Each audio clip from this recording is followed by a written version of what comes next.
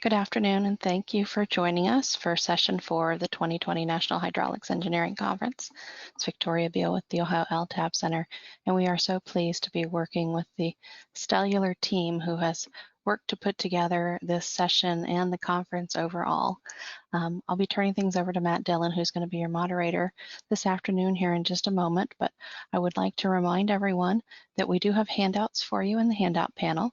And those have also been uploaded already to the website where we have the handouts available as well. And if this is your first time joining us, please find the question box and drop us a hi or hello or good afternoon in there. We want to make sure that you're able to find that. And if you're joining us again after having been on one of the sessions, just note that that's how we're going to continue to accept questions this afternoon. So without anything else to give you housekeeping wise, I'm going to turn things over to Matt. Are you ready, Matt? I'm ready. Thanks.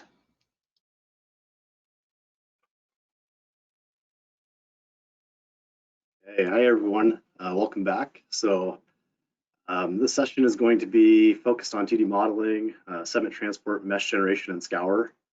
We have 3 talks lined up, 3 great talks. We have 2 kind of pioneers in the field of 2D modeling of Yong, Alan Zundel.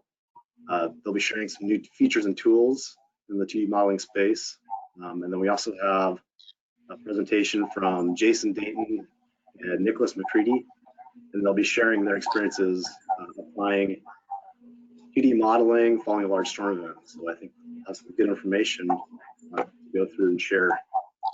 And so just a reminder, just like all the other sessions, if you have any questions, type in the chat box, and I will read them off at the end of the presentations as we'll get to as many as we can as time allows.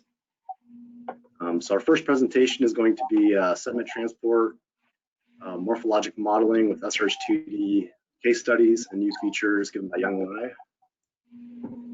And so Yong is a specialist hydraulic engineer at the Technical Service Center, U.S. Bureau of Reclamation in Denver, Colorado.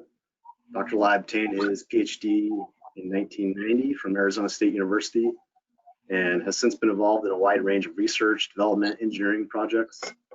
His professional career includes working for a consulting company, a research institute, University of Iowa, and now the federal government.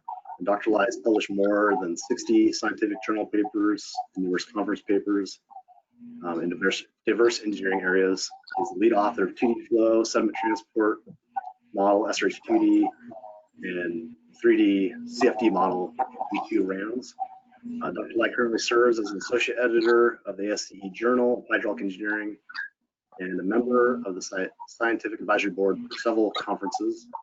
He regularly provides short courses in hydraulic and sediment modeling. And so with that, I will hop off and hand it over to Yong Lai.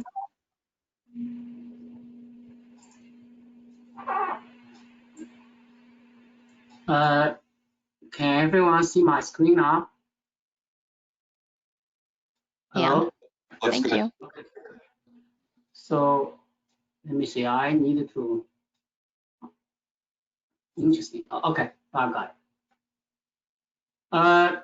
Yeah, thank you for coming to this talk. And actually, I will specifically talk about the scour and the erosion sediment transport modeling using the SRH2D model. I think in the past, we have used this model for flow simulation a lot, but actually the strength of this model is really in the sediment modeling. And my talk, I will touch 5 areas, and I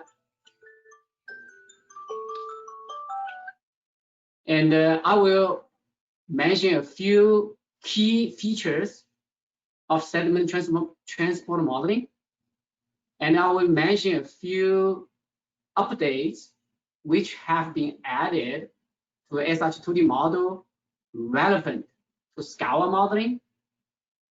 And then I will show some using examples to show you what kind of scours that can be predicted with SH2D.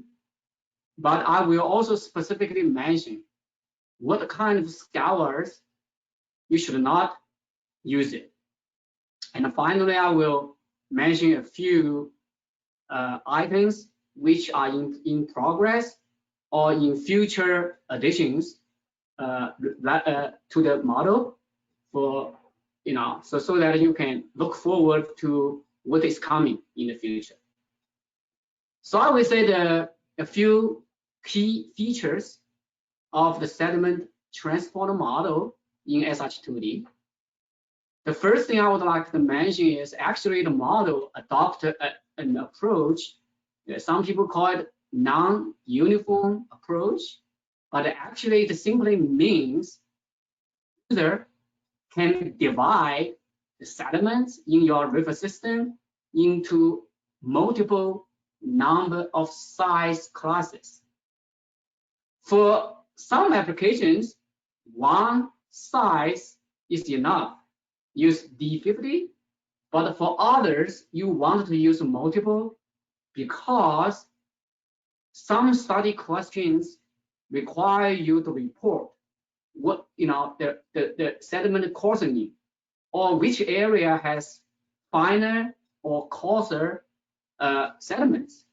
If study questions are relevant to that, or if your river system is really have a wide range of sediments present, you have to use this option. So SH2D offers that. The other unique feature is we adopted an approach called variable load.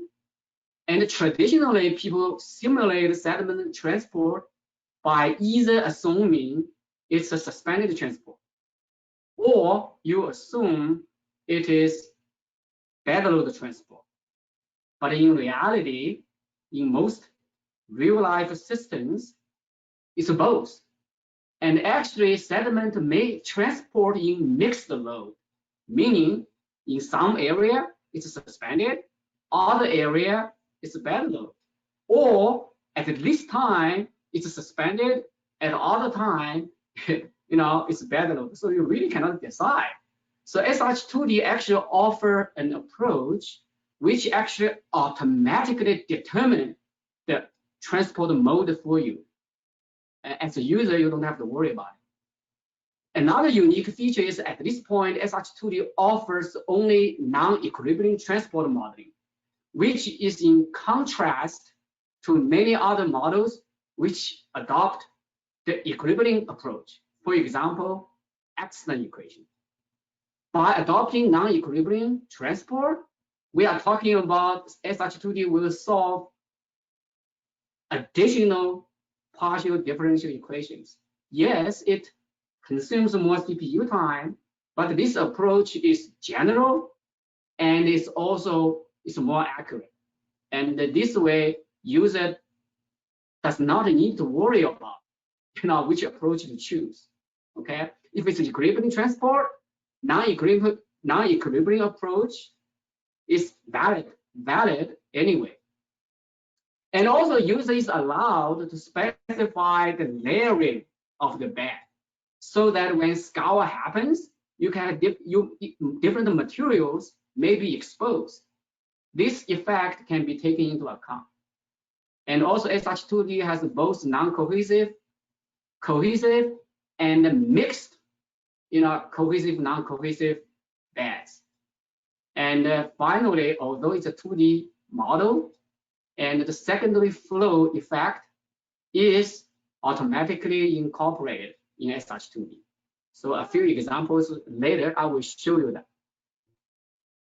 And in terms of the latest release, we are developing the version 3.3, which is fully incorporated into SMS. And also a new sediment transport user's manual has been developed, and which will be available to users. And some recent updates, primarily I want to focus on, when you do flow modeling only, usually you just want the user just prescribes the total bed shear stress, which means you just specify, give the total Manning's coefficient. 1 is enough. But for sediment transport, it's not enough. The total Manning's coefficient is for flow stimulation only. But for sediment transport, the portion of the shear stress responsible for sediment transport is smaller, it's different. Sometimes it's also called the grain shear stress. That is responsible for sediment transport. So right now, an option is offered to users to not only specify the total bed shear stress, user can also specify additional stress due to vegetation. And also, even for the non-vegetation part of the shear stress, user can partition it into grain shear stress plus the form shear stress. This partition primarily is for user to simulate sediment transport more accurately. Okay, so two approaches are offered. One is user can simply specifying, saying a certain percentage of the stress is grain shear stress, or user can just let SH2D decides what is the grain shear stress. The two approaches are offered. Another update is if you have a cohesive bed, in the past, only one set of cohesive properties can be assigned. But now, multiple cohesive types can be added to the model. So you can simulate one type of cohesive material at one location and another type of cohesive in another location. So now it's more general. And some minus updates, I'm not going to talk about it. Actually, a lot of updates have been done, which are included in the version 3.3. I will jump to right now to what kind of scour which is predictable. Of course, SH2D model has always been good to simulate general scours. Okay. So that part I'm not going to talk about it. And actually, the sediment transport manual included several examples of this. What I'm going to talk about next is some special scours, which is predictable by SH2D. For example, contraction scour can be predicted. Here, I just want to give you an academic problem which has flown data. A flow through a constricted channel like what you see here. And here is just a comparison. Okay? The left figure shows the predicted and measured water surface elevation. But the more interesting, of course, is the right bottom figure, which compares the measured scour contraction scour versus the prediction by SH2D. And the match, of course, is not perfect, but the scour is predicted well, and the deposition part, the location is slightly different. Okay?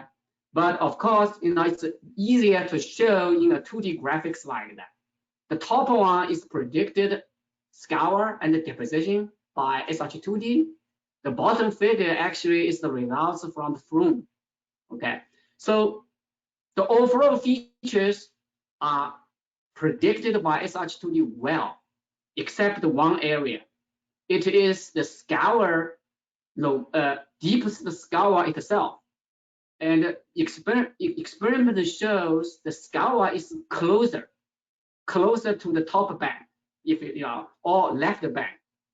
But the prediction shows the scour is uniformly distributed across the entire channel, which, by the way, is due to the 3D effect, which I'm not going to touch because I also did the same case with 3D model.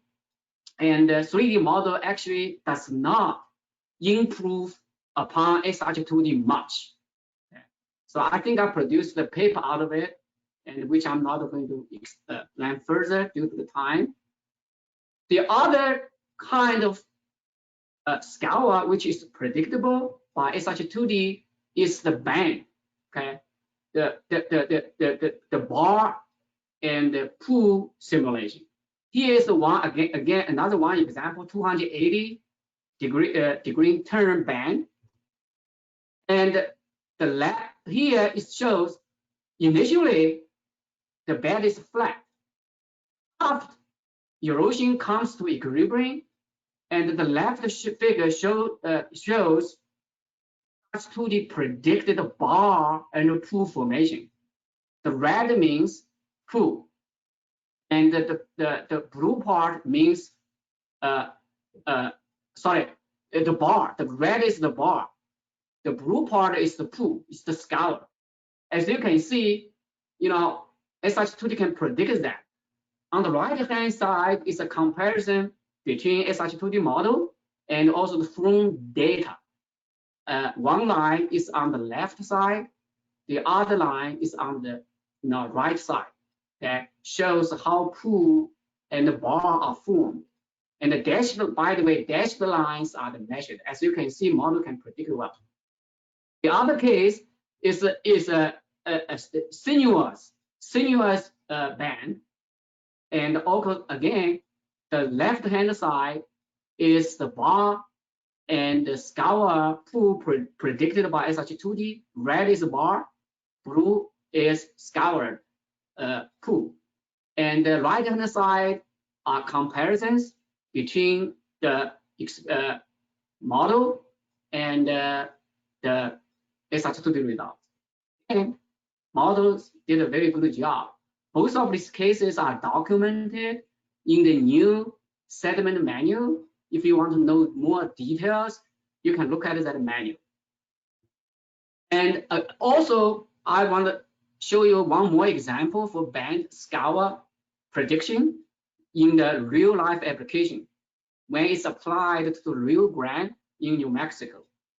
And basically, the study site is just between of the Santa Cache Dam. And actually, this red line here is the area in 2005, the spring runoff produced a huge scour in this band. For point, it started to endanger the infrastructures there. So our area office went there, rushed there, have to do some repair. So then they need to find a way to have a long-term solution.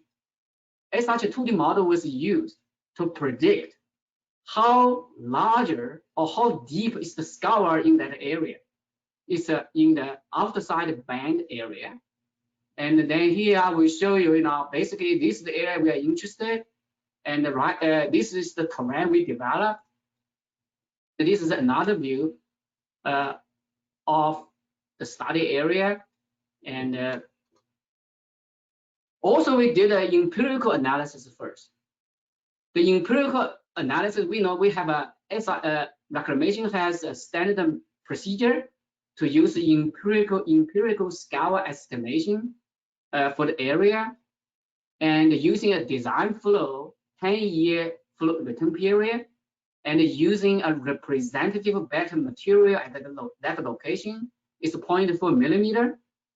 And then we used various, I think it's 12 equations to estimate what's the total possible scours.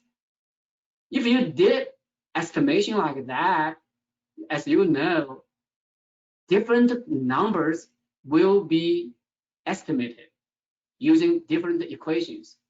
As you can tell, when different equations, empirical equations are used, the total estimated scour depth ranged from 12.6 to 30.5 feet. So of course, for design purpose at reclamation, ultimately they thought they should pick the largest possible scour estimation. That's about 30 feet. Okay. So, but We also did SH2D model, and SH2D model actually used even a higher flow. It's a 25-year flood as the design flood, and after 40 days of simulation, the scour reached. You can see the right side is here. The pinkish location is the deepest scour, which is predicted along the outside band.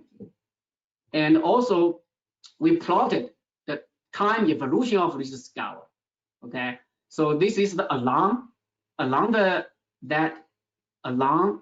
outside band. The back is the initial back. Then after 1 hour, after 1 day, after 10 days, actually the scour is reaching equilibrium. Okay. The right side shows across that river how the scour is developing. Again, after 10 days, the scour is already reached equilibrium. Okay, because the scour predicted between 10 days and 4 days are similar. Anyway, the summary is we find out SRH2D predict the scour.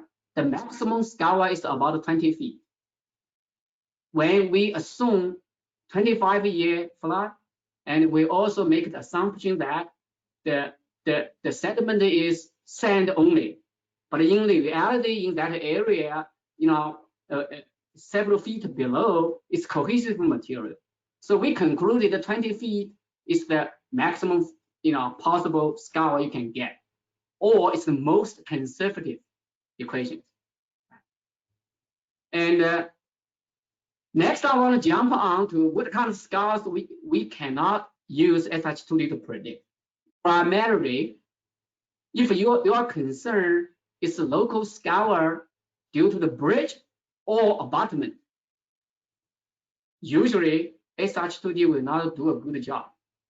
And the physics of it, I'm not going to talk about it, but I will focus on one example.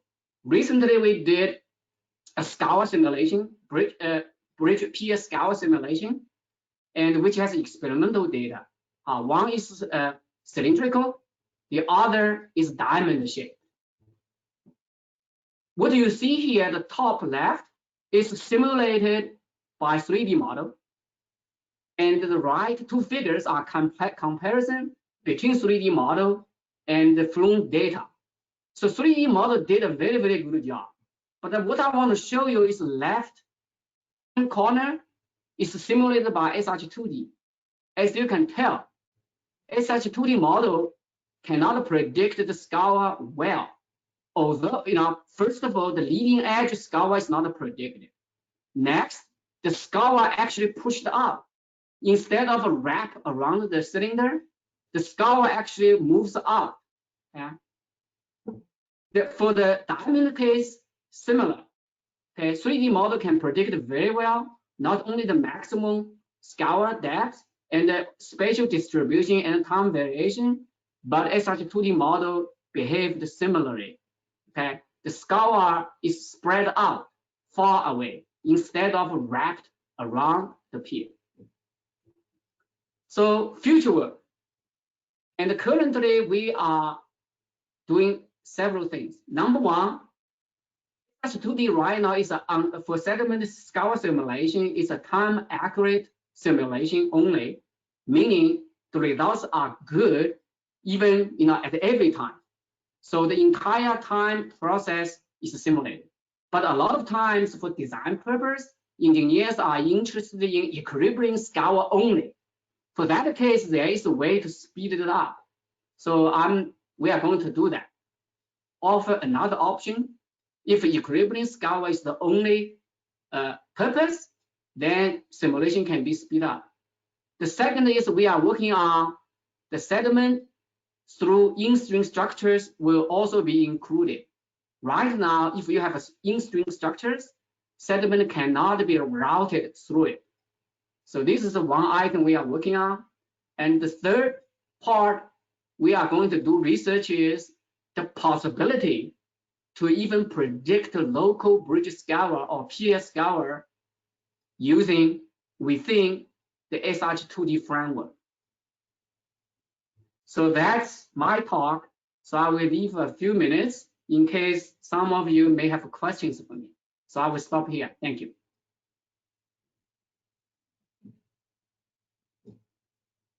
Thanks, Yong. I don't see any questions in the chat box yet. Matt, I've been sending questions. They're in the question box. Oh, are they? Okay. We didn't get a chance earlier today, but if you could click on the bar that says questions, it's gray, and just kind of hold down your mouse and drag it out, you'll undock it and you can spread it out to see all the questions coming in. Thank you. There we go. Okay, great. Thank you.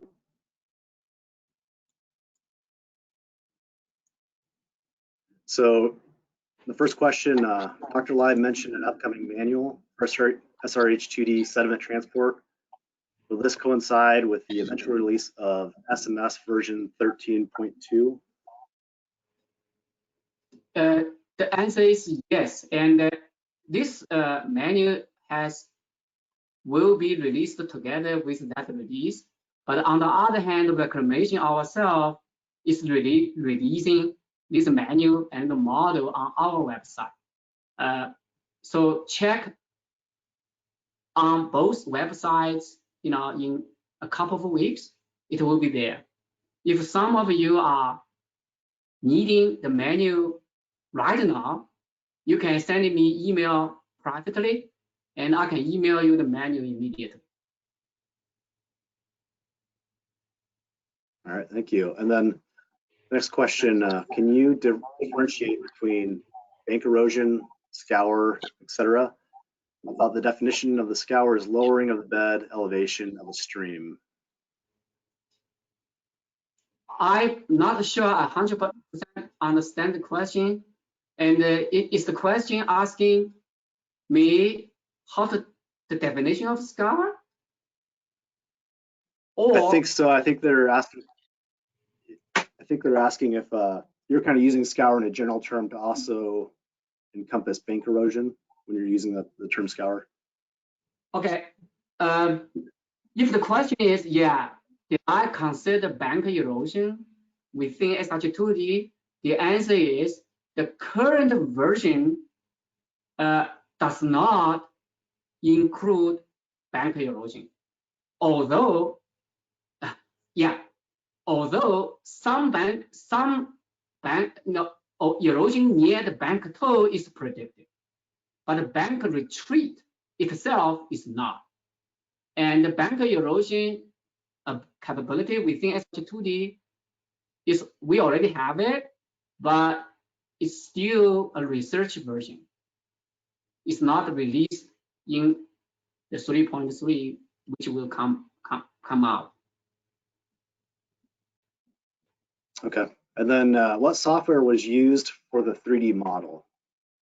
For 3D modeling, again, it is a reclamation model. Basically, I developed it. The 3D model actually is copied from SH2D in the sense that user experience, once you know how to use SH2D, you will be able to learn to use the 3D model quickly, because the process and the steps are exactly the same. The look will be the same also. And at this point, my plan for releasing 3D model probably is within 1 to 2 years. And if possible, in the next NHEC conference, I can give a training like that, workshop like that. And I think too, I think it might have been asking what 3D, you showed some 3D modeling results. You're comparing actual scour to 3D modeling results, and it might be what 3D model were you using for those results that you showed in your slide? Oh, it's our reclamation model. It's a reclamation model we developed, and it's under research, development, and the intention is it will be released to public use, just like SH2D.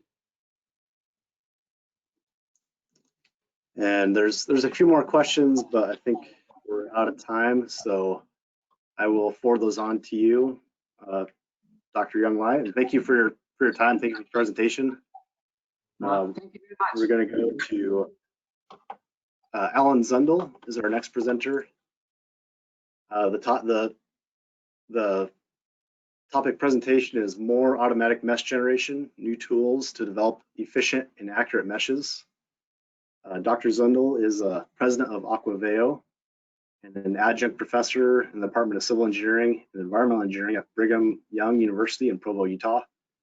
For the past 25 years, Dr. Zundel has overseen the development of the Surface Water Modeling System, SMS. The SMS is a comprehensive graphical environment for managing hydrographic survey data, formatting the data for numerical studies, and visualizing or analyzing the research results of such surveys and studies.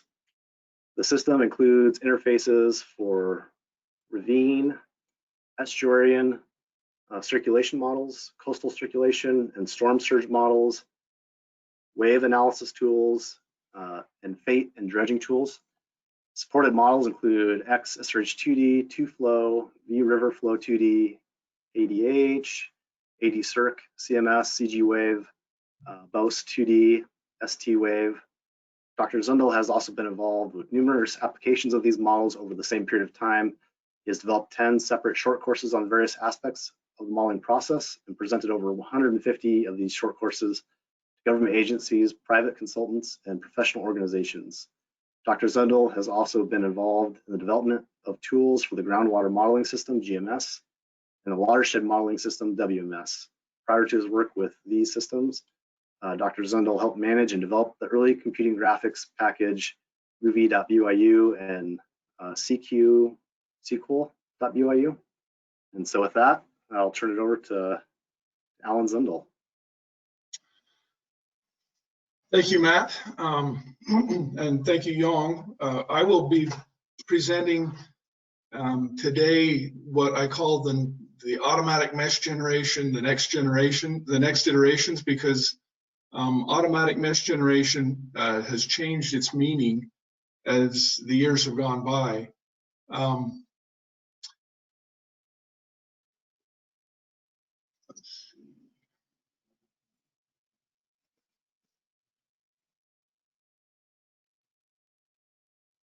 My slide is not advancing.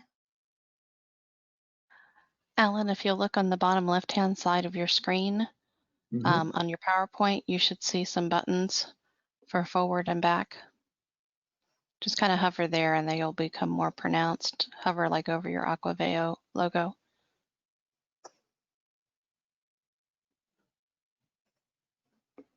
Okay.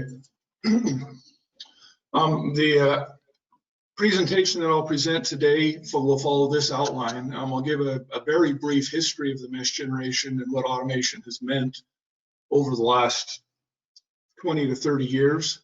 Many people aren't aware of the fact that 2D modeling and 3D modeling have been around for that long, but we'll just give a brief history of that. Then I'll review what I'm calling my current recommended workflow. And this will actually build on a presentation that Scott Hogan made this morning, the methodology that he used to generate the meshes that were used for his floodway tool. And I'll have a variation of that I'll demonstrate in this presentation.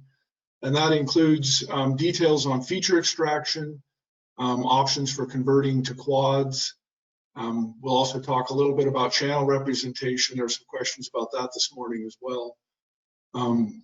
Adding features into a mesh after you've got a mesh built, and then quality control and model checking your mesh.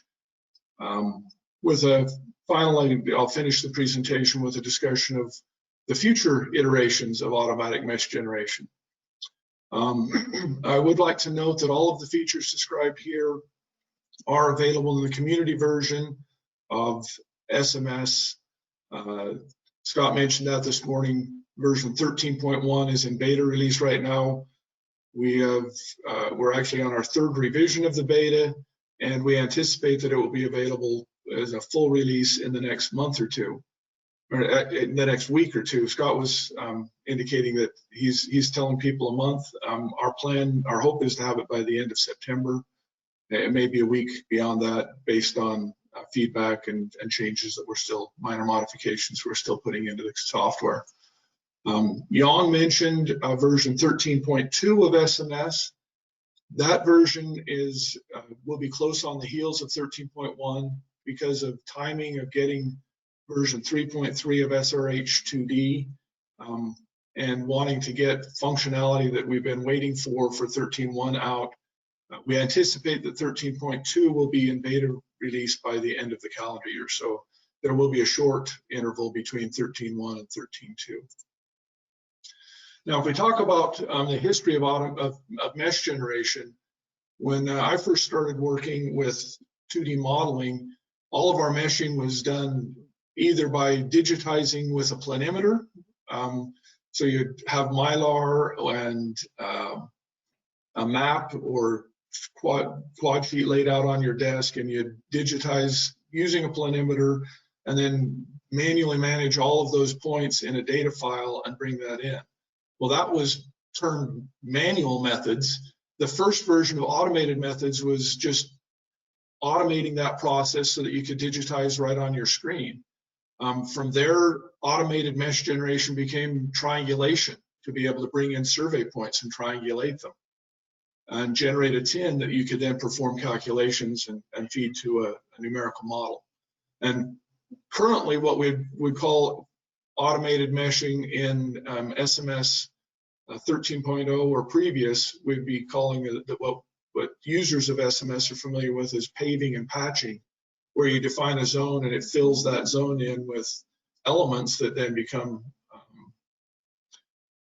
your mesh. However, all of those methodologies require digitization or interaction to define things, and our goal as we continue to improve the automated mesh generation is to limit the manual clicking and digitizing or definition that you're doing as you build a mesh.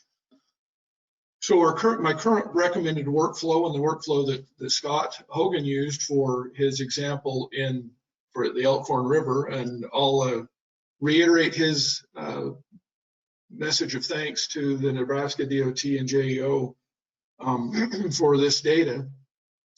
The example we'll use today, we'll build a mesh for that data. It's not the same mesh that Scott used. It will illustrate the functionality and hopefully be clear enough that everyone can see the process. So the first step in any mesh or modeling process is gathering your background data source or sources. From that, you then need to define the extents of the model that you want, the simulation you want to perform. And so in the picture here, we can see a rough boundary defined, and that polygon can come from a number of methods. It can come from just clicking out a boundary. It can come from extracting a constant contour elevation through the terrain. It can be revised from previous models. But in this case, we've just got a polygon that defines a rough boundary of the floodplain and truncates that upstream and downstream at some limits where you're willing to extend your model to. The next step, once you've got that polygon boundary, is to extract features that represent the geometry of the area that you're modeling. And that can be used to create what I call the first iteration of your mesh, stressing the fact that mesh generation, I think, should be an iterative process, because the objective of your mesh will change from one situation to another. And as you add more detail or want to extract more detail from a model, you'll need to have higher resolution in specific areas, and you want to specify where those are. So you'll be able to insert features into that first iteration, and at each level you will then check the quality of your model and make sure it's doing what you want it to do. So if we go through those steps, you'll look at your background data. Typically that would be something like an aerial photo, which was illustrated in the previous slide. That's not required for the numeric model. There are some tools that will extract features from an aerial photo, looking at linear features like edges of water bodies or lines following roads or that type of thing. But from our purposes here, the aerial photo is for reference only. You'll also have cross sections, which could be previous 1D models or surveys through the bathymetric region of your model, of your domain. And we'll talk about some of the new tools that are available in 13.1 to manage those cross sections and utilize them more efficiently. The other type of data you'll have would be digital elevation maps and LiDAR, photogrammetry, or other survey approaches that you will want to include in your model construction. There were some questions this morning for Scott on when is it appropriate to use stamp channels and when do you need to use survey channels. One thing that I would like to stress is the 2D model will use the same information that you need from a 1D model and is dependent on the same, or suffers from some of the same weaknesses. If you have too few cross sections to represent all of the variations in your channel, a 2D model illustrates that very graphically. But those same weaknesses existed in the 1D model because the 1D model is just doing this, interpreting that data as well. So you want that same information. And if you can come up with either survey data that was used to create 1D models, or you have HEC-RAS 1D models, you can now import either of those those data sources into SMS as what we call a cross-sectional database. And tools have been added to SMS 13.1 so that you can use that annotation to trim, interpolate, and convert your cross-section data to a surface. When you bring in an annotated cross-section, you can specify that in SMS, you can specify that that is to be coming in as feature data, and you want to map it to a cross-sectional database. The bottom part of my slide here, I've included references to the XMS wiki that describe these features and tutorials that have been added to allow you to illustrate how these features work. But as you import these cross sections, you can take things like point types and cross-section IDs and station values and distances along the station to automatically create a cross-sectional database. Once you've got that cross-sectional database, you will have, once you've imported that file, SMS will create a center line coverage, which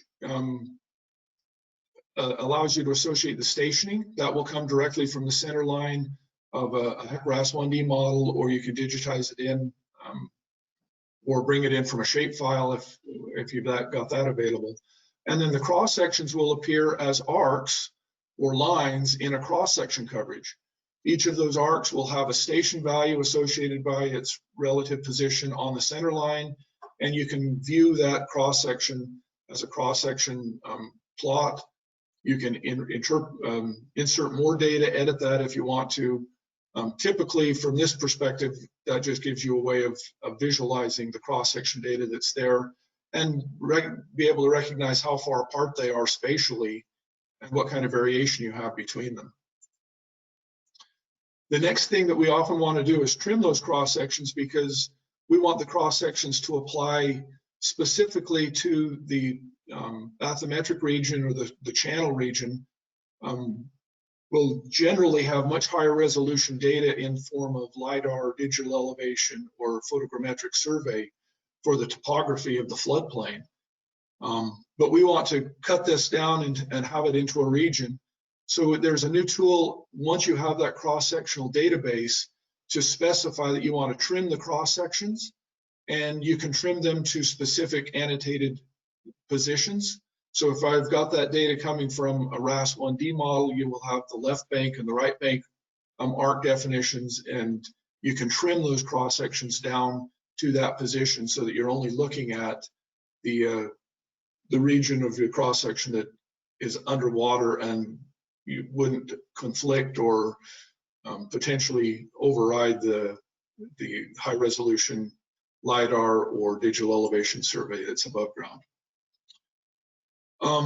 There's also a tool now for interpolating cross sections, which allows us to exclude specific types of cross sections. So in this case, you see these longer two cross sections in the middle are bank alignment or face alignments of a bridge, and we didn't want to interpolate a bridge section into the shape of the topography or the bed elevation data.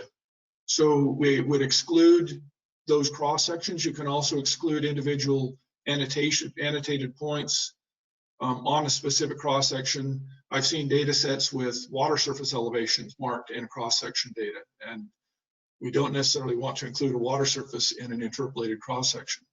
You then specify a spacing, a desired spacing, and the tool then interpolates the cross sections by interpolating the shape relative to the center line. So the distance and orientation of the center line get interpolated, and you can come up with the interpolated cross sections in a very clean format. And there's also included here on the slide a reference to the wiki for description of this tool. And finally, there's a tool that will very easily convert these cross-section databases to surfaces, realizing that we only want this surface to occupy the space of the channel itself. So it will actually honor the interior features of the cross-section. So if you have the center line or thoweg are marked on the cross-section, it connects thowegs. If you have toe of bank locations annotated on the cross-sections, it connects toe of bank, and then it connects cross-section to cross-section just in the region defined by the cross-section, so that you can very easily come up with a surface from coarse survey data, interpolate that data, and then turn it into a continuous surface that you can then integrate into a terrain digital elevation model for use in building a mesh. The next thing that, once we've got that channel built, we want to make sure that we've got other features from the floodplain, both flow conveyance features as well as hydraulic controls or embankments and ridges. So we've integrated into SMS the process of connecting to either Topaz or TauDem, which are digital elevation map processors, preprocessors, to extract features. And those features can include specific channels or specific bank lines or specific ridges like roadways or entire networks. And I'll illustrate what that means in the next few slides. As I said, this comes from combined, once I've got that surface representing my entire domain where the water's flowing. In this case, we've got the digital elevation map that was provided by the Nebraska DOT. For efficiency purposes, I trimmed that to my digitized domain with a 500-foot boundary so that I made sure I had plenty of space outside of my boundary for generating data. The trim was not necessary, other than it makes it more efficient for performing operations to have a smaller data set.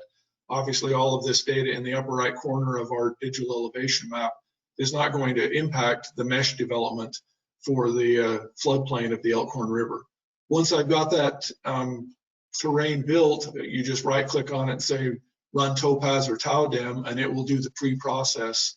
And we recommend that you do that ahead of time because that can be a fairly long or time-consuming process, and it just needs to be done once up front. At that point, you can then extract features.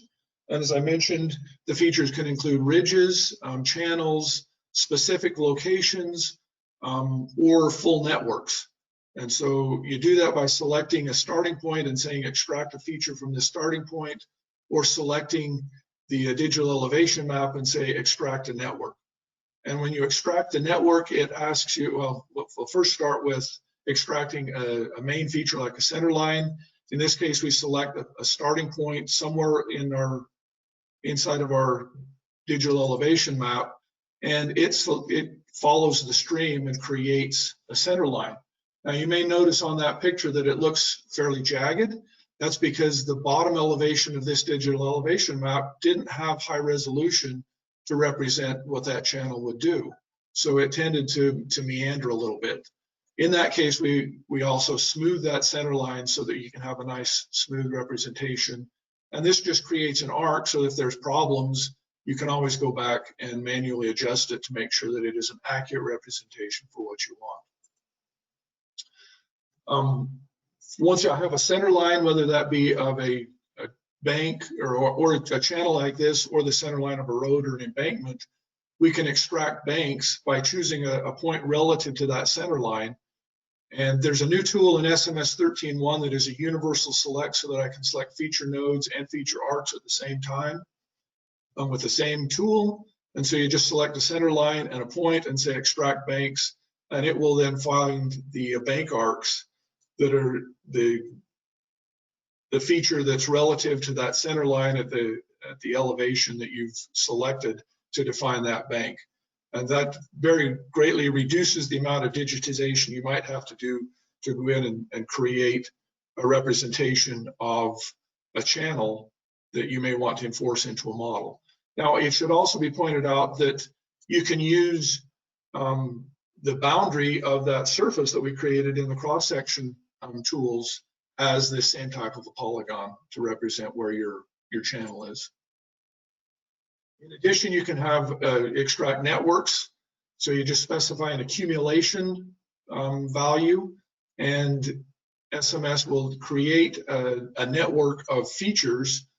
You choose which type of feature you want, either channels or ridges.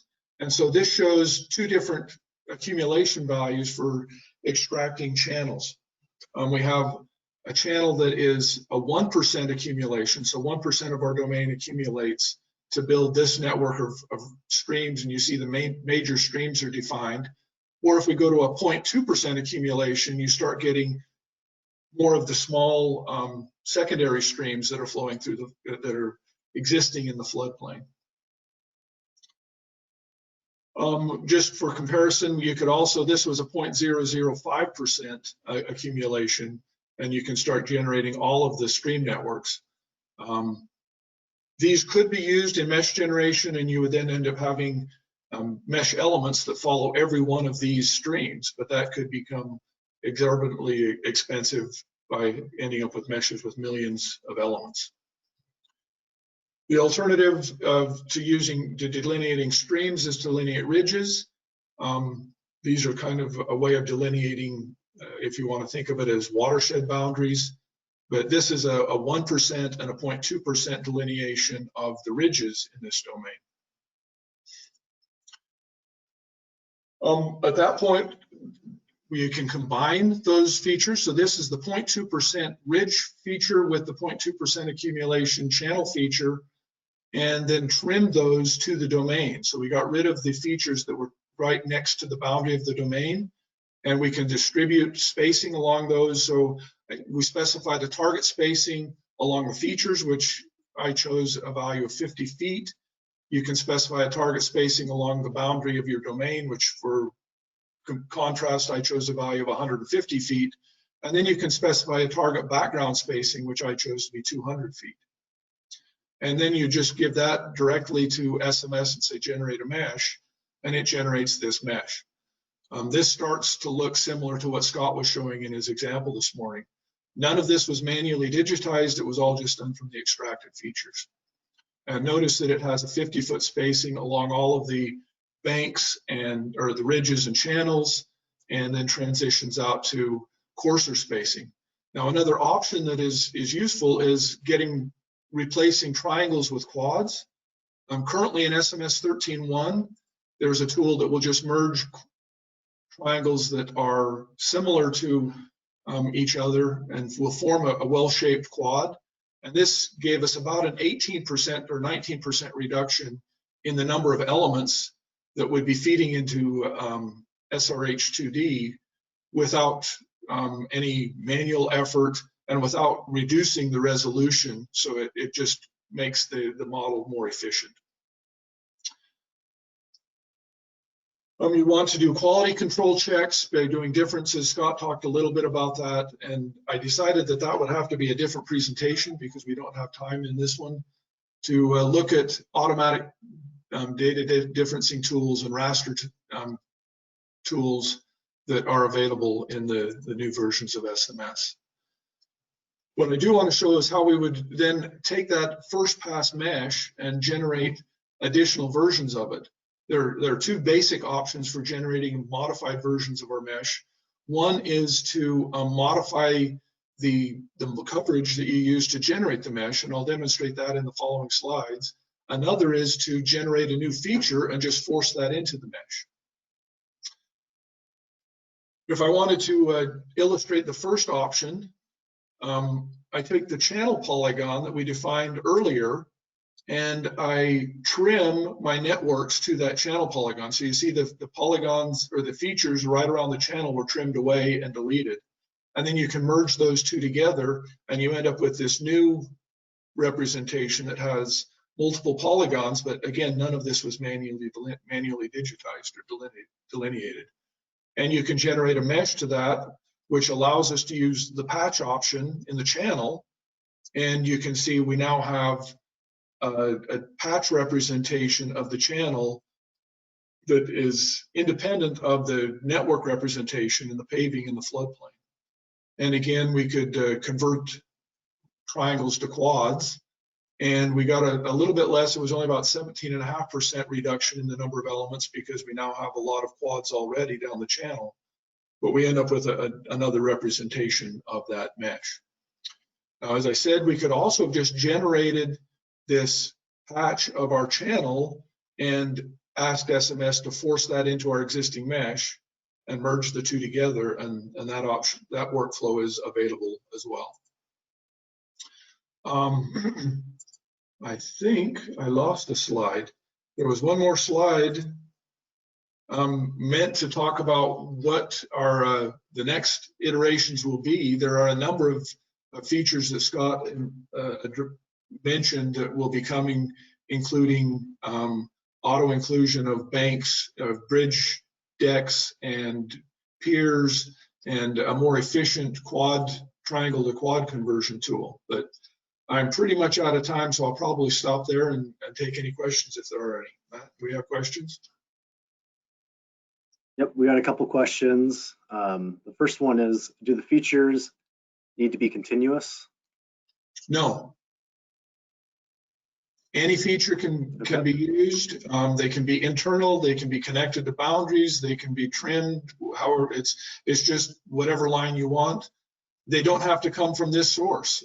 We have these tools that will extract features, but if you go to, for example, the USGS NHD Plus tool and extract vector features of stream networks, you could use those. All right. And then the next question is, can these features be extracted from a scatter data set, or does it need to be a DEM? It needs to be a DEM, but there is a tool in SMS to take any scatter and convert it to a DEM of your specified resolution. So that's a methodology that I commonly use to provide DEMs, either for this purpose in SMS or to export the DEMs and use them in RAS2D, because RAS2D requires the DEM approach. Okay, I think that's all the questions we have. There's just a minute left. I don't know if anybody else has anything they want to add. If not, we can move on to the next presentation. And oh, we have one more here. What version of SMS has these tools active? They are active in version 13.1, which is in beta right now, and additional tools will be available in 13.2. So you can get to all of these right now in 13.1. Great. All right. Well, I think we're out of time. So thank you, Dr. Zundel. That was a great talk. We'll move on to our next presenter, Jason Dayton, and his co-presenter, Nicholas McCready. Their topic is a comparison of measured bridge scour from March 2019 flood event in Nebraska and calculated scour analysis utilizing both 1D and 2D dimensional hydraulic analysis. Jason Dayton is a hydraulic engineer with Nebraska Department of Transportation. Jason is a graduate of the University of Nebraska-Lincoln with a BS Civil Engineering in 2014 and Loras College with a BS in Chemistry in 2008. He has over 6 years of experience working in the field of water resource engineering His work experience includes work in both the public and private sector. A majority of this experience has been with the Nebraska Department of Transportation in the area of H&H modeling and floodplain analysis, completing design analysis for highway transportation projects, predominantly for bridge designs. His work with NDOT has led him into the area of TD hydraulic modeling and has gained extensive TD modeling experience completing designs and analysis for NDOT highway projects. Jason has utilized his knowledge gained in 2D modeling coupled with his software experience with SMS and HEC-RAS to provide better quality hydraulic design information for NDOT projects, and enjoys the challenge to continue developing skills in the emerging 2D hydraulic analysis field. And then his co-presenter is Nicholas McCready, who is a senior project engineer with JEO Consulting Group. Nick attended the University of Nebraska, Lincoln, majoring in biological systems engineering, emphasis in soil and water resources in 2006. Nick also attended Iowa State University and graduated in 2007 with an MS in civil engineering.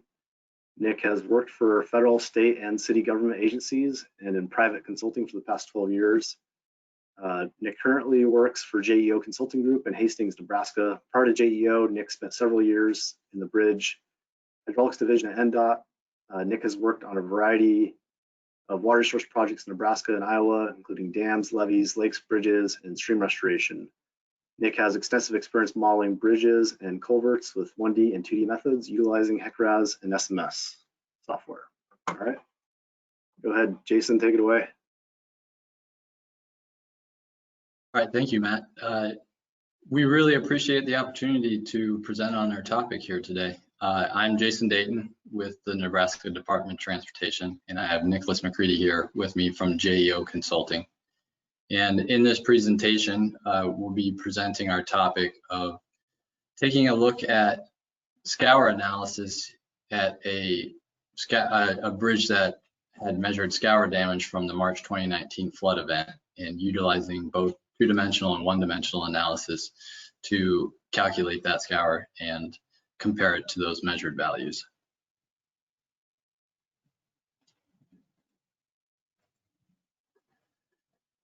So to give you kind of an idea of a further idea of what we'll be talking about in this presentation today, we'll just start off by talking about what caused the measured scour, ultimately bridge failure at the particular bridge site we'll be looking at. And we'll be talking about the context of the March 2019 flood event that talked about, or I guess caused that damage. We'll take a brief look of the statewide flood damage, but we're not going to get into that too much, and then we'll set the stage with the Loup River flooding that happened at this particular overflow bridge. As part of this presentation, we'll also discuss the actual bridge design that went into the replacement of the failed bridge, and then that's going to lead us into kind of the story of how after the fact we really wanted to come back and take a hard look after we had all the data to see what happened at this existing bridge that failed and how that compared to the March 2019 flood event, and then calibrate both 1D and 2D models so that that could be applied to scour analysis, so that we could take a in-depth look at those measured values, post-event values, and just use this as a learning experience at our agency and also with our partnerships with consultants. So this here should show you just kind of a quick graphic of the weather event that caused the March 2019 flood event. You've probably heard the term bomb cyclone.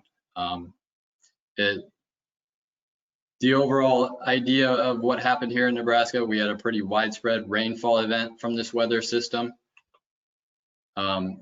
While the rainfall amounts weren't necessarily extremely high statewide, they were widespread, as you can see by this image here on the left side of the screen, and led to some pretty significant flooding at our major river systems in the state. Like I said, it wasn't necessarily high total rainfall events that caused the flood damage throughout the state. It was a combination of things like saturated and frozen soils, frozen rivers and streams, snowpack across the regions of the state, And ultimately, for our state highway system, it led to 27 damaged bridges and over 200 miles of pavement that needed to be repaired.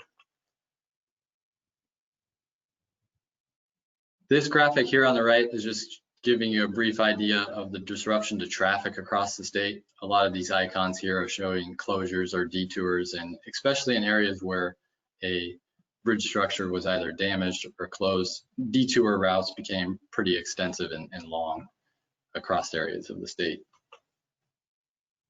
In this last image here, in talking about the March 2019 flood statewide across the state of Nebraska, you can see that there's a bridge failure here. If you look closely, this is actually that entire failed bridge deck that ended up washing away downstream. So to set the stage for the particular site we'll be looking at, I'll briefly discuss the Loup River flooding that happened at a site south of Genoa, Nebraska, along Highway 39. And you can see the Highway 39 encroachment here. And at this site, we had the Loup River main channel with a bridge structure there. And then ultimately, this is the overflow bridge that we'll be looking at that failed. There were some complicated factors associated with this modeling and after the fact effort that made analysis of this site a little bit challenging. And one of them has to do with a canal breach that happened at the northwest part of the floodplain here. But we still believe that we had enough flow coming back into the system that we could still look at peak values. Another complicating factor would be some of the roadway failure that happened along the left north floodplain, and you can see that image highlighted here. And there's actually a portion that had complete roadway failure, which made it a little bit difficult to try to look at this, but we still think we had a pretty good feel for the site. So the bridge site that we'll be taking more in-depth analysis look at, especially in regard to Scour, was an existing 3-span, 120.5 foot long bridge constructed in 1974. Ultimately, the abutment sheet pile wall failed, the roadway embankment washed out, and the bridge approach pavement section failed. The abutments and piers themselves were on bearing pile, and they did not appear to fail during the event. With that being said, the abutment scour, which we believe was the potential source of failure, post-event values showed only 4.8 feet remaining of fill at the north abutment and 6.6 feet at the south abutment. So it's definitely in the realm of possibility with this depth of sheet pile wall that was the likely source of failure. We'll be discussing this a little bit more in depth later in the presentation, but this is a quick look at comparing pre-existing and post-event survey. And a little disclaimer, the post-event scour values were after the event, so there is potentially a component of sediment deposition occurring after the event itself.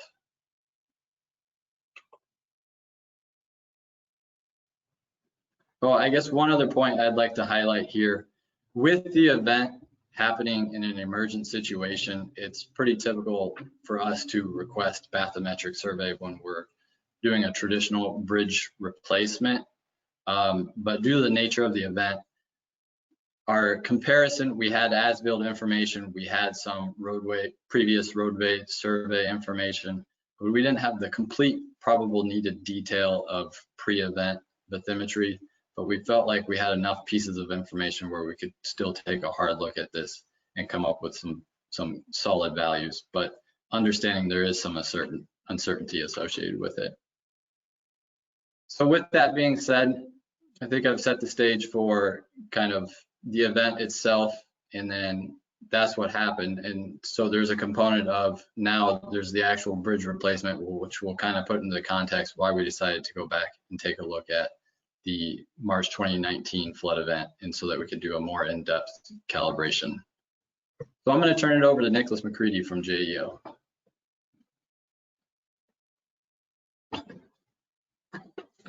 Thanks, Jason. I'm Nick with JEO. I'm going to give you kind of a brief overview of our emergency design process. We were hired to do the H&H design and the structural design for this bridge and the emergency replacement. We did the hydrology calculation. We looked at different methods. We did a gauge analysis using USGS gauge right in the area. We looked at nearby bridge comparisons, past detailed studies. There's an FIS study just downstream at Columbus we looked at, and we looked at county bridge comparison data. After all of that, we decided upon a Q100 value of 95,000 CFS. For our 2D modeling, we utilized HEC-RAS 2D at the time. This was an expedited design and construction. It was a very short time span, so there was different assumptions and design parameters that we agreed upon with NDOT to get this moving along faster. For existing conditions, that was modeled prior to the flood damage. We used LIDAR and bathymetric survey in the Loop River channel. We used about 50-foot grid size, many different various break lines. For the Highway 39 and the two different bridges, we used a 2D area connection. We used USDA land cover for Manning's values. One of the bad things is we couldn't calibrate the actual flood because we didn't have the actual data. We had a provisional flow rate, so we weren't sure exactly what that was at the time. For the proposed conditions, we used modified terrain because we were making a larger bridge. We agreed upon with NDOT to go with a 70-90-70 span arrangement for the new bridge, and the low steel was the same as the existing, so there wasn't any hydraulic improvements besides the increased bridge opening, and we decided upon going with the rolled steel girder superstructure. For some of the results of the 2D modeling, due to the increased bridge size, we lowered the 100-year water surface by over a foot. We increased the flow through this overflow bridge by over 10,000 CFS, and then we utilized the output from and utilized HEC 18 equations and 2D model output data to calculate scour for the bridge design. After the H&H design, obviously it had to be structurally designed and then constructed. Construction began in July of 2019. It was open to the public with an emergency shoe fly. You can see that in the left picture, so we could at least get traffic going through there. It was approximately a $3 million construction cost. And then the bridge still continued, construction continued through the summer and the fall. And these are more construction photos. And the bridge was completed in late 2019 and open to the public in the winter of 2020. And this is the photos of the new bridge. And I'll hand it off back to Jason to get into a detailed analysis of the comparison for scour values. Thank you.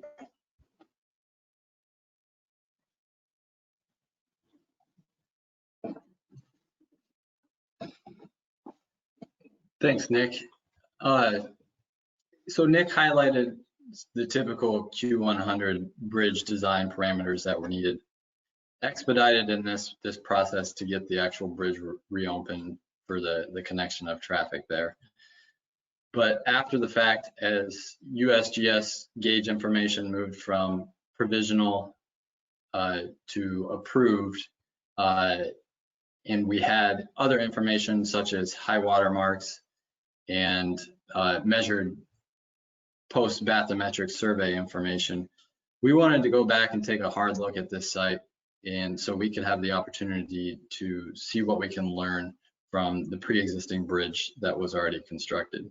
And we have some information and experience with two-dimensional modeling, one-dimensional modeling, and we wanted to take a comparative look at those as well to see what we could learn in this situation.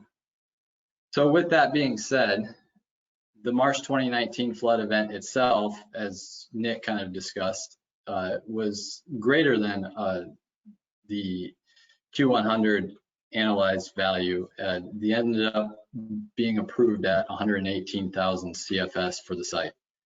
This is only through the main channel bridge.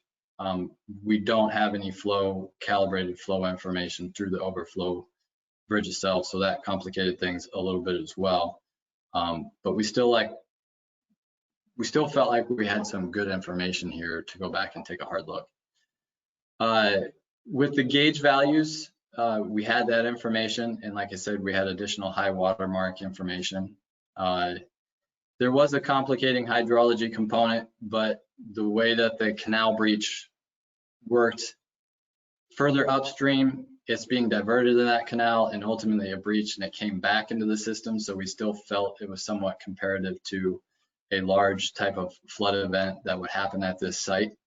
And then with that said too, there was also roadway embankment failure to the north, and that could be kind of deciding factor in doing the 1D, 2D modeling of it'd be pretty difficult to tell when that exactly occurred. But we decided to take a look at the analysis as if before it had actually failed itself to try to see if we could get a peak understanding of what happened. And we do know that ice debris was involved during the event as well. Not in an ice jam situation, but that's just another component that probably provided some uncertainty. Nonetheless, we moved forward with the 2D modeling effort so that we could use those parameters and values to calculate scour at the overflow bridge and then compare that to the measured depths from the post event. So with that being said, SMS parameters and 2D parameters, we wanted to get a comparative look between the 2D portions. I've highlighted here some of the differences, but the similarities. One of the main things I'd like to point out here is for SMS bridge encroachment, we were looking at bridge geometry with pure geometry with no mesh areas. And then for HEC-RAS 2D, we utilized a 1D, 2D connector using normal 2D equations through the connection and then built in the piers through that 1D, 2D connector. We're going to need some further investigation into that, but that's just to set the groundwork here for the way that we were trying to compare the two. Nick also touched on, we had pre-existing LiDAR information that matched the main channel flow depths, our main channel terrain information pretty well.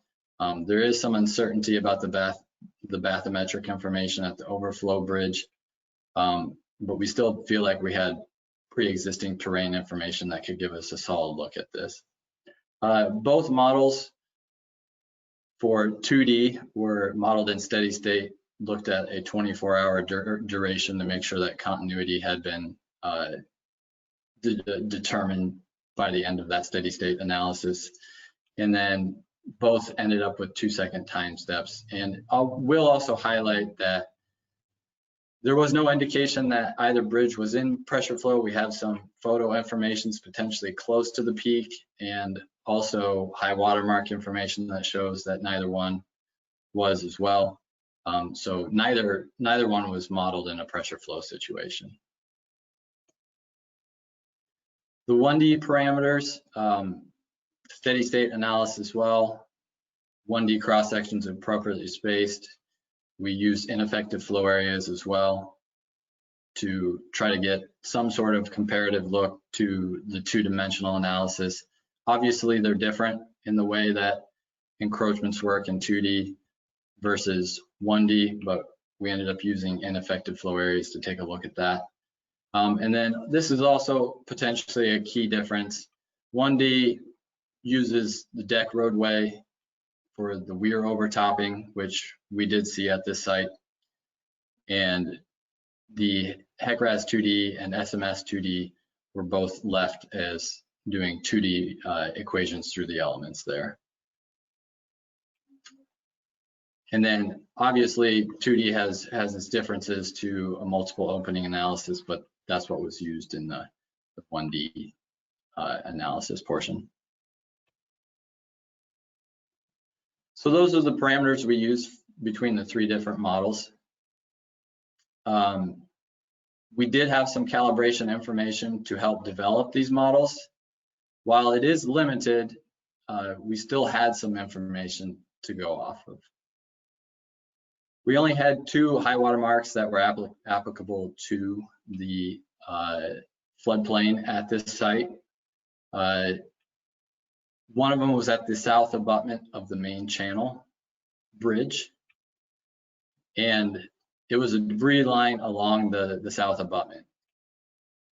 The other one was the downstream left floodplain downstream of a county road, a debris line as well. There wasn't a quality noted by the agency collecting it, so we did have to take that into consideration. So with all that being said, ultimately, SMS and HEC-RAS 2D for the calibration had comparative end values, both upstream and downstream. But we had some difficulties trying to calibrate the HEC-RAS 1D to this location upstream of the main channel bridge. And we had to pretty significantly lower the Manning's end values to try to meet that calibration value. We did some sensitivity analysis to try to remove parameters for pressure flow and ineffective areas, but likely due to the nature with the way that the 1D model projects one water surface elevation across the floodplain, especially near the bridge encroachment, we were unable to effectively calibrate to that upstream high water mark. But since we did lower those Manning's end values through it to try to accomplish that as best we could, we did receive some pretty good calibration to this high water mark on the downstream left floodplain. So also with that, and I hope you see that this was an iterative process that we were trying to go through to get these high water marks to calibrate to where we needed them to be.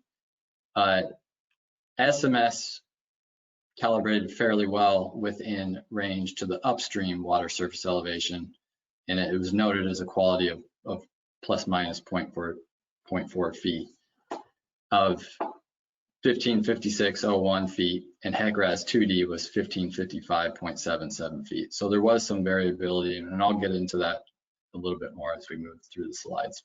But that was the calibration effort with Manning's values being adjusted to achieve that. Here's a quick overview of, and this is a good comparison for SMS 2D and HEC-RAS 2D to 1D, highlighting some of the areas that we maybe had difficulties trying to model the one-dimensional floodplain. There's an area upstream of the encroachment where you can see some sort of natural berm on the left floodplain. We're not sure entirely exactly what that was. I mean, it did show up in the terrain, and it redirected flow back towards the channel. And with 1D, we had a difficult time trying to model that flow change in direction around that bend. So that is an area of maybe some possible differences between the 1D and 2D analysis. The other areas with 1D that we had difficulties trying to represent would be the overflow, kind of backwater areas upstream of the encroachment itself.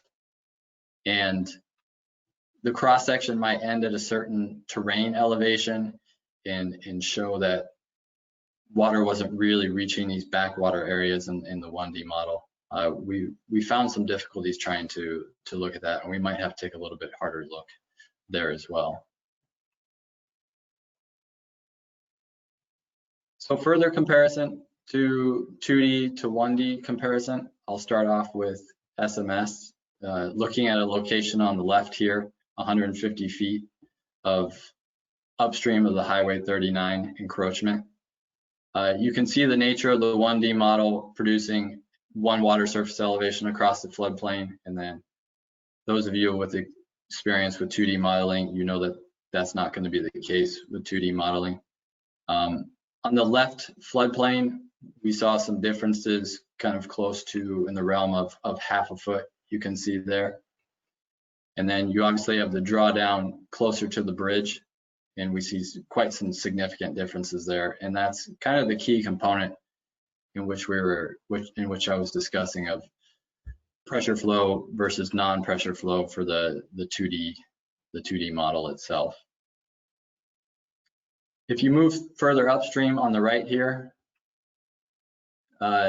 You see a little bit less variability between the two without the drawdown close to the bridge area, but they're still significant and potentially closer to half a foot difference in certain areas as well, but not as exaggerated.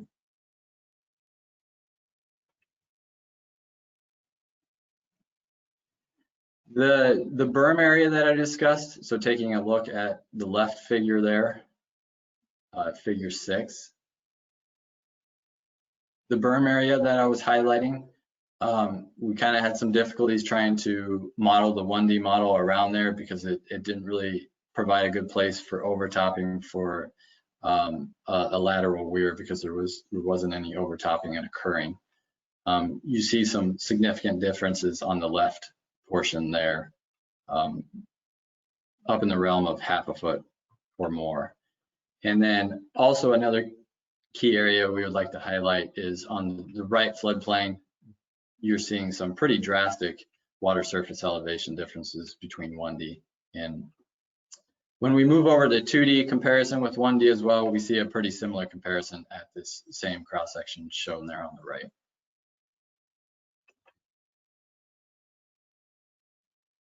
So a quick 2D comparison, and this was kind of the nature of the 2D modeling we were seeing for this particular location and the parameters that we set. On the upstream side, and this is upstream of the highway encroachment, SMS tended to be higher through the floodplain than HEC-RAS 2D. And this is also an upstream location, and again, SMS tended to be higher as well, and you see some variability. And this is the location of the berm that we were seeing, and you see the variability there on the left as well. But as we move downstream of the highway encroachment, and this is something we're gonna have to take a little bit further look into, HEC-RAS 2D tended to show higher water surface elevations. So here's a breakdown of flow values through the encroachment. And the reason we wanted to do this is because ultimately for the scour, the flow values, in which I'll talk a little bit more about later, are what we wanted to, or what we needed to extract to come up with the scour analysis comparison. So some quick differences shown here. SMS tended to be higher, or was higher, for the flow through the main channel bridge. But the overflow bridge, it was actually lower.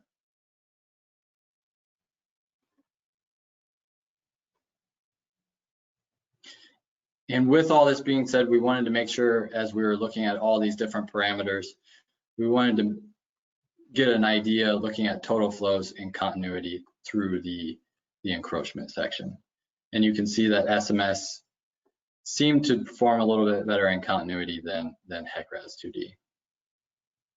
I'll also highlight that we wanted to make sure we were getting some comparative ways that we were extracting the data from, especially with 2D components of SMS and HEC-RAS. So we decided to use monitor lines for SMS and the DSS output for the 2D because we saw some variability between profile lines and observation lines. Moving on here, we were able to reach out and work a little bit with Scott Hogan from FHWA on providing some guidance with this in-depth look that we were looking at here. And one of the key things that he kind of pointed out, and especially from a comparative view, we needed to make sure we were doing this, is that element sizes and cell sizes near the bridges, both the main bridge, overflow bridge, in between SMS and HEC-RAS 2D were comparative.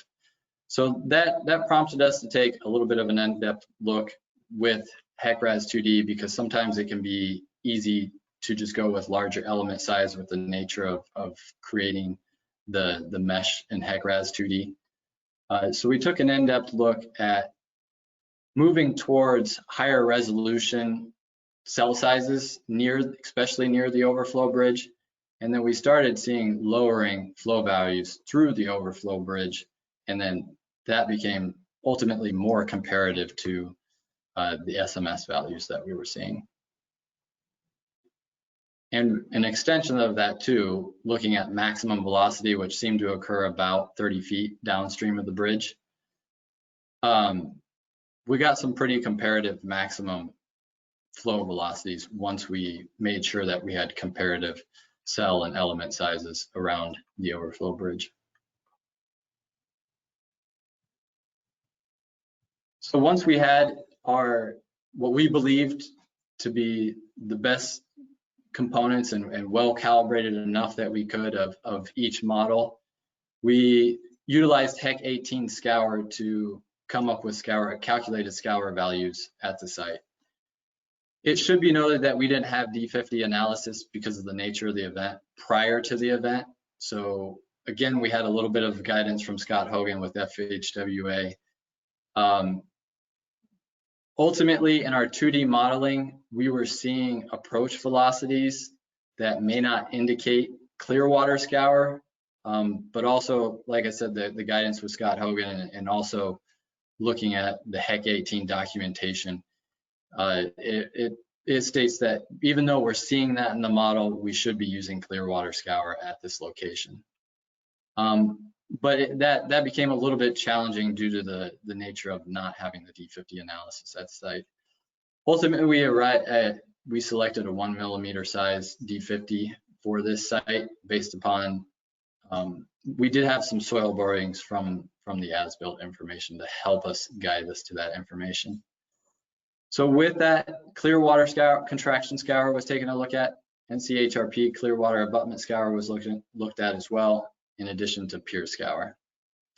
And with the components of contraction scour and abutment scour, we knew that those were going to be highly dependent upon the flow going through the bridge. And that's why we're utilizing the different model analysis to take a look there and see what we could learn.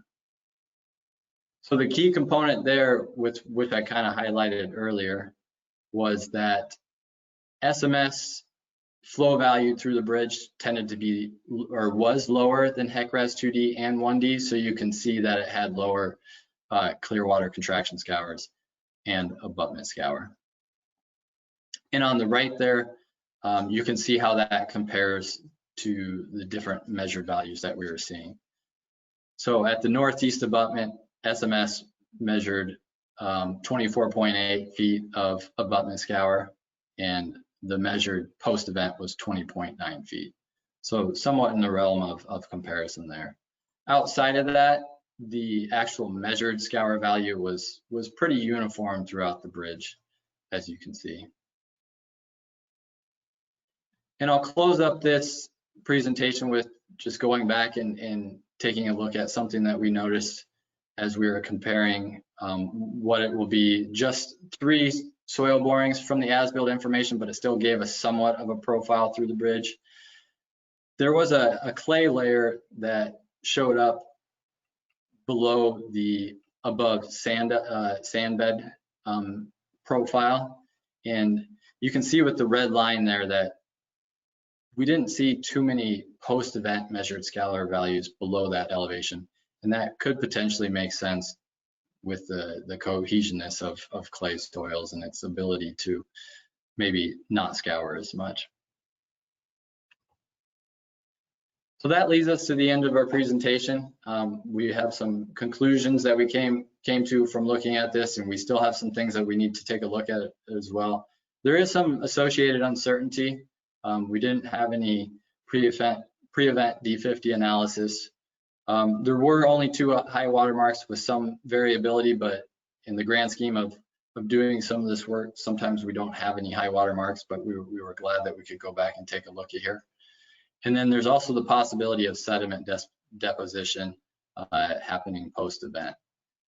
We did kind of highlight the sensitivity of the cell size near the bridge, especially HEC-RAS and SMS 2D and HEC-RAS 2D as well, on looking at the flows through the flow values through those openings so that we could use them for scour analysis. We do need some further investigation with how we use the 1D 2D connector for this analysis in HEC-RAS 2D in comparison to SMS. And we'd also like to take a look at, since we did 2D weir overflow in comparison to the HEC-RAS 1D which is 1D Weir equations. We'd like to take a little bit deeper look at that as well. So with that being said, that wraps up our presentation, and hopefully we have just maybe a little bit of time for questions, but we'd just like to thank everybody for this time that was granted to us. All right, thanks, Jason. I think we are just over time, 5 minutes over, so I don't know if we have time to go through questions or if we need to end it. Maybe I'll leave that up to our host. We can stay on as long as you guys want to keep asking questions. But I do want to tell anyone who has to leave right at this moment that we are recording this session and it'll be posted to our YouTube channel later under the National Hydraulic Engineering Conference playlist. So don't feel like you have to stay if you need to go. But yeah, you can keep asking questions as long as you need to. Okay, yeah, we'll just take a few. I don't want to keep Jason too long and put him through the ringer, but but we have some that came in. So how different were the calibrated end values for 1D versus 2D? Yeah, I highlighted that just a little bit. Like I said, HEC-RAS 1D ultimately ended up being significantly lower because we were having issues trying to calibrate the upstream portion due to the nature of, like we said, one water surface elevation across the upstream portions and kicking it into pressure flow. We did some sensitivity analysis trying to remove the pressure flow and the ineffective flow areas. So ultimately, the HEC-RAS 1D Manning values were much lower, but it potentially calibrated better to that one high water mark on the downstream side. But like I said, the quality was not noted for that high water mark. Yeah, and then a question about your surface you used. Did you use statewide aerial LiDAR or LiDAR from a UAV? And then was there any ground truthing associated with that? Yeah, so it's statewide aerial LiDAR. I believe that particular one, it was done prior to the event. I think it has a resolution, a DEM resolution of 6 feet. So not high resolution aerial drone information, but good enough for the size of the floodplain. And there was ground truthing with post-event survey in the floodplain as well to make sure we had a good comparison there. But there, like I said, there was a little bit of uncertainty with pre-event bathymetry through the overflow bridge. Okay. And then I guess in your having looked at the models and talking with Scott, do you guys have maybe a thought on why SMS showed a different result from HEC-RAS 2D?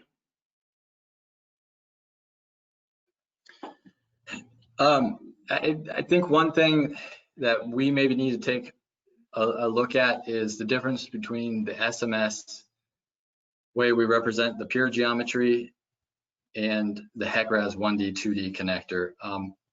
That's something that we decided to do to try to do the HEC-RAS 2D with the connector. We haven't seen it done a lot, but we were trying to represent the pure geometry to get a good comparison. It's just that HEC-RAS 2D doesn't necessarily you can't necessarily model the pure geometry in the same way that you can in SMS. So we need to take a little bit further look into that because we were seeing higher water surface elevations on the upstream side for SMS, and then the difference on the downstream side. Okay, and then I think too that question might have came about before you did that tighter mesh for the HEC-RAS 2D, and so they were much more in alignment after that when you were kind of using similar mesh sizes for the two models. Is that correct? Yeah, the flow values through the overflow bridge started to agree better, but we still had some variability throughout the floodplain in water surface elevations.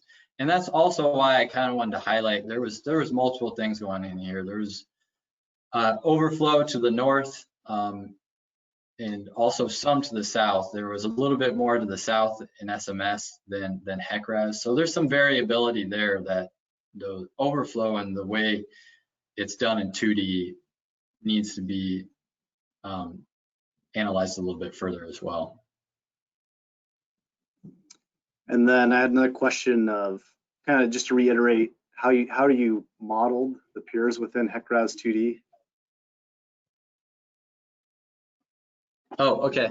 Yeah, it was with the 1D, 2D connector along the center line of the encroachment with the roadway width set appropriately. But instead of using 1D Weir equations, we then just kept it as 2D normal equations through there, and then manipulated the connection through there to show the bridge piers for both the main channel and overflow model. And like I said, we need to take a deeper look at that as well and the potential differences.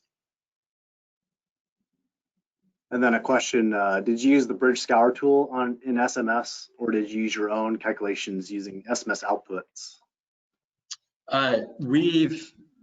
I've used those in the past, but because HEC-RAS didn't have those tools, we just wanted to make sure we were taking an equal look at those. We could have done it with the tools for the SMS, but ultimately we didn't for this. We were extracting the values, but still using the same set of equations highlighted. Okay. And then you kind of mentioned ice flow might have been a factor here, and I guess how did you take that into consideration, or is that kind of an unknown maybe in your modeling? We just didn't have enough information to say that there was a certain amount of ice cover. Photos afterwards show chunks of ice debris that say it did play a factor. But we didn't have enough information to know how much cover there was to incorporate it in. So we just had to go with the data that we had of the peak flow analysis of 118,000 CFS for the March event. But in the bridge design itself, that is taken into consideration with a normal Q100 bridge design. All right, I think that's all the questions we had. So yeah, thanks for your presentation, Jason. We appreciate it, and I think that's the end of our session. And also thank you to Nicholas McCready too for joining you. Yeah. Yeah. That was the easiest switch between presenters I've had yet in this conference. So, thank you, everyone, and we're going to wrap up for today. Please join us tomorrow morning. We will have session 5, day 3 of the hydraulics conference. Take care and have a good evening.